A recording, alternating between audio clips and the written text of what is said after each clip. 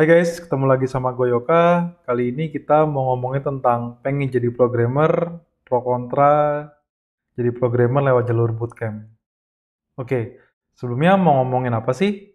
Eh, Kali ini kita mau ngomongin tentang jadi programmer lewat jalur bootcamp, dan dalam hal ini kita nggak akan ngomongin semua pro dan kontranya, cuman kayak ada 5 pro dan 5 kontra, dan yang perlu kamu tahu, eh, nggak ada pilihan yang benar dan salah tentang ini. Jadi tolong pikirin baik-baik, jangan ditelan bulat-bulat yang gua omongin.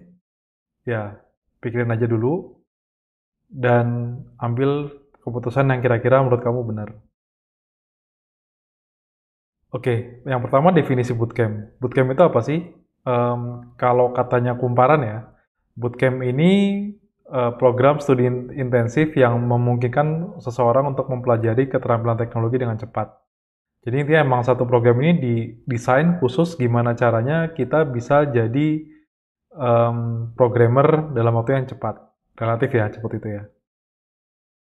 Nah, sekarang pro dan kontranya apa sih kalau jadi programmer lewat jalur bootcamp? Pro-nya itu ada 5 ya, detailnya nanti. Tapi yang pertama itu kurikulumnya itu sesuai sama pasar tenaga kerja. Yang kedua, waktu tempuh yang relatif cepat. Ini lumayan cepat ya, karena dari definisi bootcamp juga gitu ya. Yang ketiga, kita bakal dapat mentor yang profesional.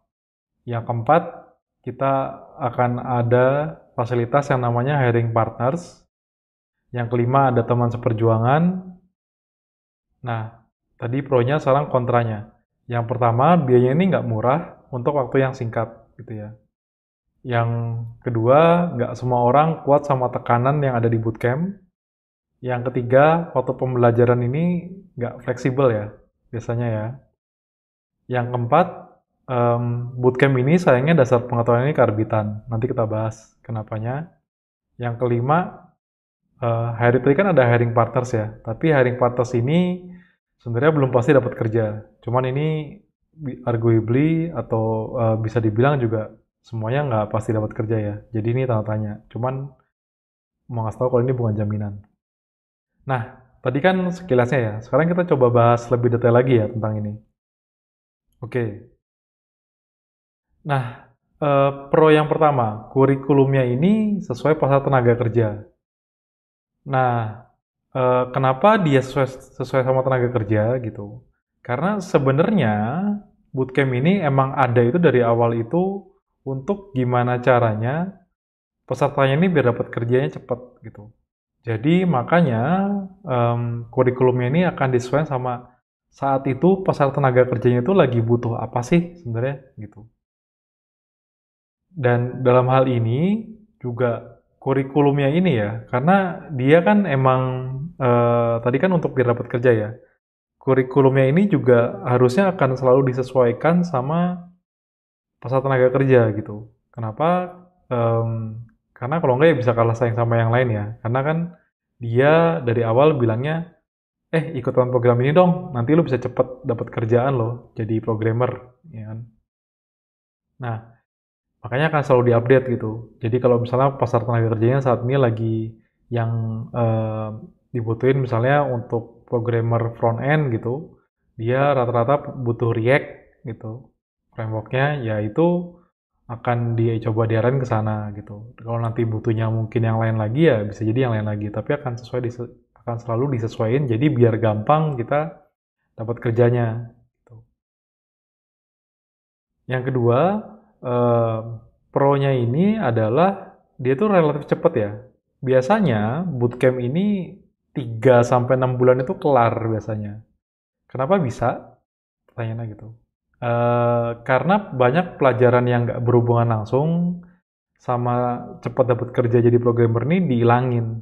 Misalnya, kalau misalnya kita kuliah dapat pelajaran manajemen tentang manajemen apa gitu ya misalnya gitu.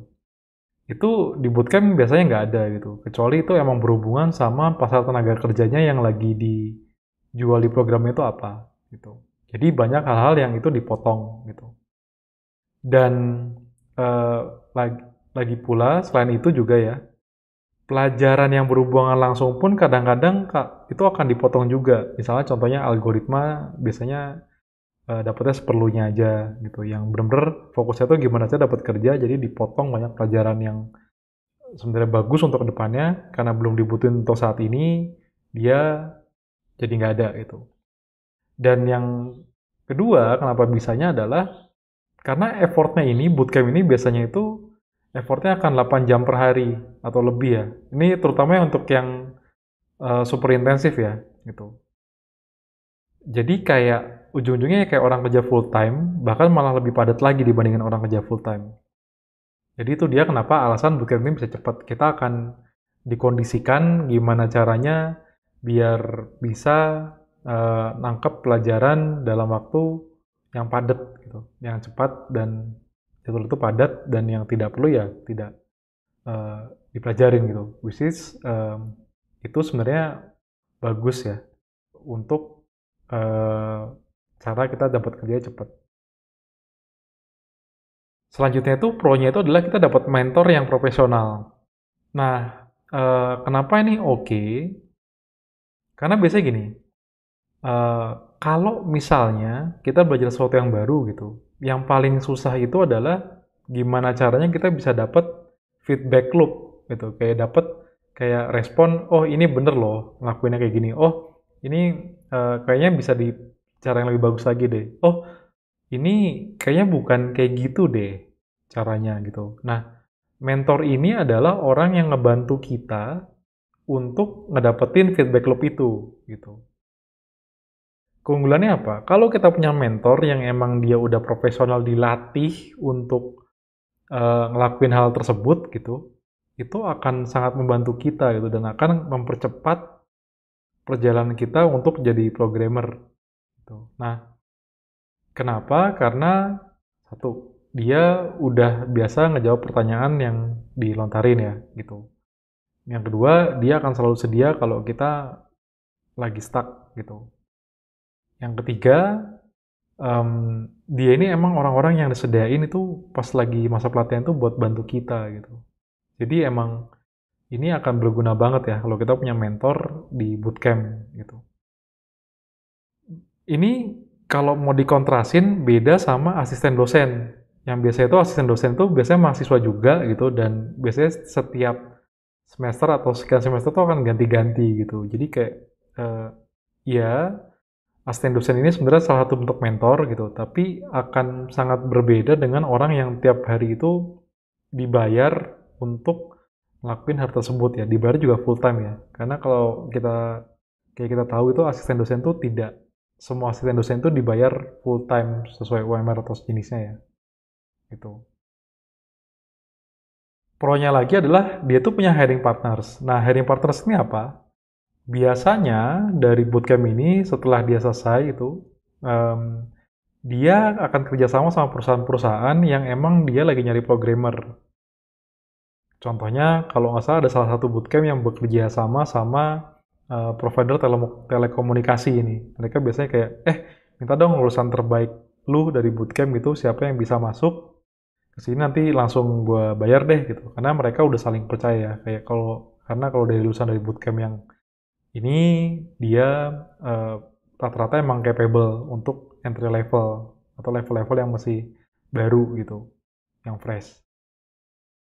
Kenapa sebenarnya bootcamp ini sampai capek-capek buat nyediain kita sama ini, biar persentase keberhasilan bootcamp mereka tuh lebih gede. Kalau misalnya lebih gede ya, itu mereka bakal namanya lebih oke kan, lebih oke ya lebih profitable nanti. Atau bisa untungnya lebih gede. Kenapa ini berguna buat kita? Karena gini, selain bisa dapat kerja ya, ini akan ngemotong jalur kita buat cari kerja gitu. Buat yang mungkin kayak gambarnya gini, kalau nyari kerja itu kita harus lihat dulu aplikasi LinkedIn atau sejenisnya ya. Ini ada nggak yang dibuka lapangan kerjaannya gitu. Terus habis sudah dibuka kita kontak dulu rekruternya, kontak ini ya, cari tahu ini gitu. Dan itu makan waktu sebenarnya. Tapi ketika ada hiring partner sini, ini akan dibantuin banget sama bootcampnya. Ini loh, ada loh yang lagi nyari gitu. Ya, pada akhirnya semua akan tergantung ke orangnya masing-masing ya. Cuman ini akan motong jalur nyari kerja kita ketimbang kita harus datang sendiri ke perusahaan tersebut gitu. Selanjutnya itu pro berikutnya itu adalah ada teman seperjuangan gitu. Nah, kenapa ini penting? Karena sebenarnya kalau kita mau jadi programmer dalam waktu singkat tuh nggak gampang gitu. Mau jadi programmer yang solid dalam waktu yang agak lama aja itu susah gitu. Gimana kalau misalnya dalam waktu singkat kita dituntut untuk merubah mindset kita atau mental modal kita itu jadi kayak programmer biar bisa dapat kerja. Ini bisa dibilang nggak gampang sih gitu. Tapi dengan adanya teman seperjuangan ini kita bakal jadi lebih semangat gitu loh kayak ya oke lah kita sama-sama berjuang sana susah bareng-bareng kayak gitu kan. Dan kalau misalnya ada nih teman yang dapat kerja gitu, itu akan makin semangat. Kenapa? Karena sebenarnya biasa gini, kalau misalnya yang ikut bootcamp ini kan dia emang pengen cepet jadi programmer ya gitu. Pasti akan ada sedikit banyak keraguan kayak, ini tuh sebenarnya mungkin nggak sih? Mungkin nggak? Apa jangan-jangan ini cuman kayak hype aja gitu, cuman orang lain yang aja yang pintar gitu. Tapi ketika misalnya kita ada punya teman di sana, interaksi gitu kan, ngikutin program yang sama, itu kalau misalnya dia berhasil tuh kayak, oh ternyata mungkin ya, berarti gue tinggal nambahin dikit lagi nih gitu. Nah itu pro yang tentang teman seperjuangan ya, jadi dia akan ngebantu kita gimana caranya biar lebih semangat lah gitu, lebih bisa bisa tertahankan lah. Tadi kan positifnya ya. Sekarang yang negatifnya juga ada loh, dan ini nggak kalah pentingnya tahu negatifnya gitu. Karena kalau emang bootcamp ini obat ajaib gitu ya, semua orang akan jadi programmer dengan gampang. Tapi sebenarnya nggak juga gitu. Oke, kontranya apa yang pertama? Negatifnya itu adalah satu, biayanya ini nggak murah buat waktu yang singkat. Yang paling murah biasanya itu sekitar 5 jutaan buat 3 bulan ya. Biasanya kalau yang agak lumayan intensif ya. Tapi kalau yang super intensif, yang nama-namanya udah gede gitu, di sini gue nggak mau nyebut namanya takut promosi ya gitu. Itu biasanya itu habisnya puluhan juta, bisa sampai 30 juta, 40 juta, minimal 20 juta itu. Mahal sih. Yang intensif itu dalam artian dia dari pagi sampai sore emang di sana gitu. Kalau yang bootcamp 5 jutaan ini biasanya yang dia kelas itu malam atau sinisnya. Bahkan yang malam pun itu ada yang levelnya itu sampai 10 jutaan sih. Nah, biaya segede gini, ini to be honest ya, sejujurnya nggak semua orang punya gitu. Kayak waktu pertama kali gue mau jadi programmer gitu, itu nggak punya duit sebanyak itu gitu. Dihadapin sama pilihan, aduh gimana ya? Ini bootcamp gue kayak mahal banget kan. Ya udah akhirnya ya nggak kejangkau gitu. Jadi minusnya di sana. Di samping tadi ada positifnya, salah satu minus yang tergedenya itu adalah dia biayanya lumayan gede. Dan kalau misalnya kita emang kuat ngelakuin otodidak, biaya segitu tuh bisa dapat laptop gitu. Karena gini, kita mau jadi programmer gitu ya. Eh, nggak semuanya punya laptop misalnya. Nah, ini kalau misalnya kita nggak punya laptop gitu, itu bakal dilematis banget nih. Ini mau gimana caranya mau ikut apa namanya bootcamp tapi harganya segitu gitu atau mau beli laptop gitu. Jadi biayanya lumayan gede ya dan tergantung kampusnya. Tapi bisa jadi ini lebih besar dibandingin biaya kuliah bertahun-tahun biaya SPP-nya ya gitu. Di luar biaya hidup gitu. Bisa jadi lebih besar, lebih banyak karena emang ya dia di kurikulumnya tuh selalu disesuaikan, ada hiring partner segala macem dan ada mentornya gitu. Ini sistem support kayak gini emang nggak murah by the way. Yang kedua itu adalah nggak semua orang itu kuat sama tekanannya. Tadi kan dia mencoba untuk motong ya. Yang biasanya itu kalau mau jadi software engineer dulu itu harus kuliah gitu kan. Banyak pelajaran yang banyak dari yang fundamentalnya, yang muatan tambahannya kayak gitu. Tapi ini coba ngepres semua itu dalam waktu 3 sampai 6 bulan gitu. Ini pada dasarnya itu ya emang kayak banyak banget yang harus dipelajarin dalam waktu itu singkat. Kayak mental modelnya harus dipelajarin, dasar pemrogramannya, programming yang buat terapannya, yang di industrinya kayak gimana gitu. Dan itu nggak semua orang kuat gitu. Eh, Data point ini apa? Pertama dari temen gua yang dulu pernah jadi instruktur ya di bootcamp itu tuh dia di sana itu banyak yang stres ya. Dan kalau mau bukti lebih lanjut lagi, bahkan beberapa bootcamp itu nyediain psikolog yang itu bisa diakses oleh pesertanya gitu. Jadi ini emang kayak gimana caranya kita coba didorong sekuat mungkin biar cepat jadi programmer, tapi ya itu nggak semua orang kuat tekanannya ya gitu. Karena biasanya yang ada juga orang-orang yang ikut ini dia sampai harus berhenti kerja dulu gitu, atau misalnya dia emang pertaruhannya lumayan gede lah gitu. Jadi nggak semua orang kuat tekanannya karena emang banyak yang dipelajari dalam waktu singkat. Sama itu juga waktu pelajarannya nggak fleksibel ya. Kenapa ditaruh juga gitu? Karena tidak semua orang itu bisa belajar eh, dengan waktu yang fix gitu ya. Ada orang-orang yang emang dia harus kerja dulu gitu misalnya, atau ada orang-orang yang dia harus ngantornya udah pasti jam segitu, atau harus eh, ngantar anaknya lah, atau apapun lah gitu. Bootcamp ini kelas utama itu tidak sefleksibel itu gitu. Akan ada kelas-kelas yang bisa diambil di luar, tapi ya banyak yang perlu sinkronus gitu. Sinkronus apa ya? Di satu waktu itu dia bareng masuk gitu. Kayak di kelas lah gitu. Walaupun itu online ya.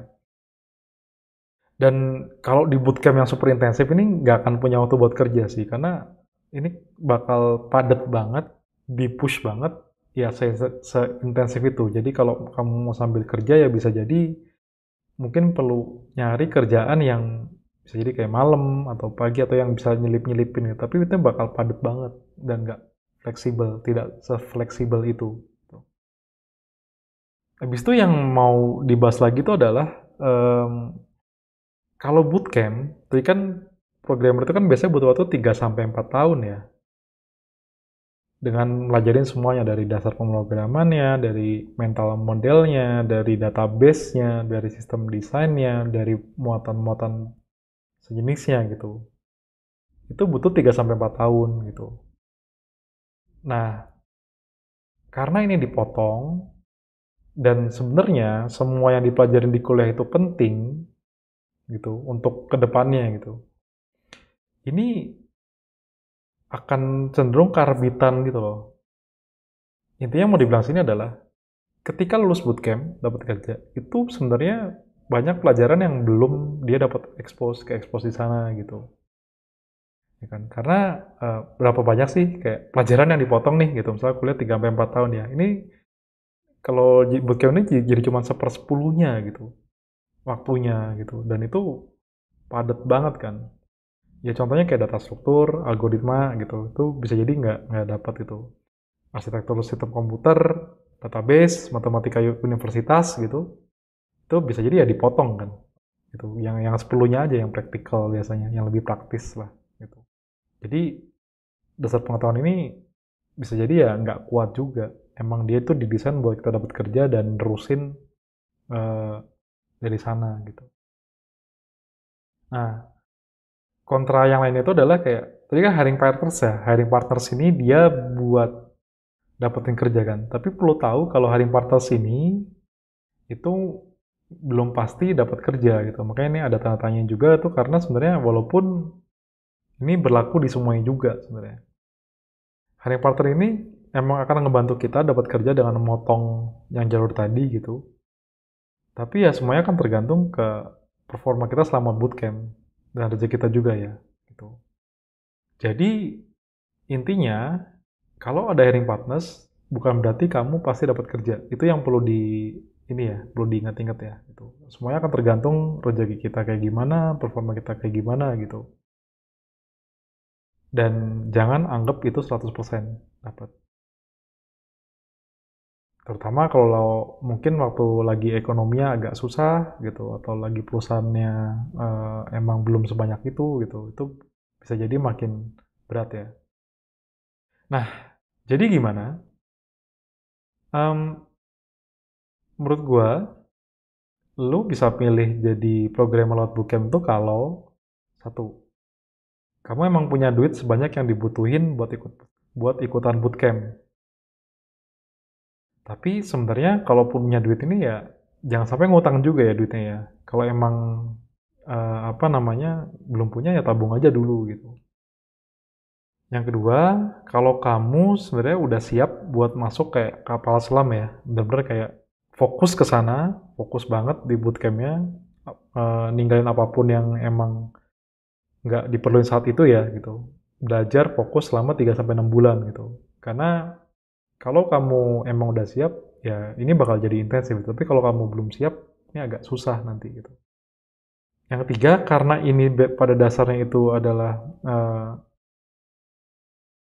yang buat jadi programmer gitu, bootcamp untuk jadi programmer. Jadi pastiin kamu udah yakin mau berkarir di sini karena kamu akan komit selama 3 sampai 6 bulan ini gitu ya. Dan ngeluarin biaya yang bisa dibilang nggak sedikit gitu untuk rata-rata Indonesia gitu.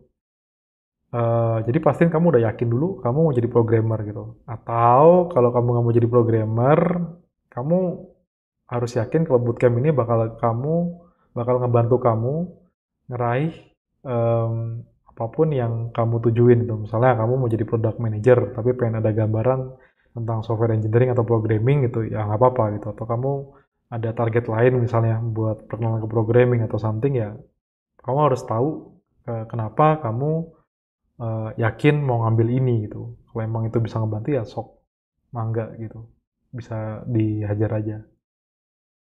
Nah, sekarang tadi kan kalau milih jadi programmer lewat bootcamp itu kalau gimana kan? Sekarang kalau jangan pilih gitu. Jadi programmer lewat bootcamp itu kalau apa gitu. Yang pertama, kalau kamu berpikir ini bakal mudah, kecuali emang kamu jenius banget ya. Kalau kamu emang jenius banget ya, ya udah gitu. Mau apapun juga jadi nggak berlaku buat kamu kan, gitu kan.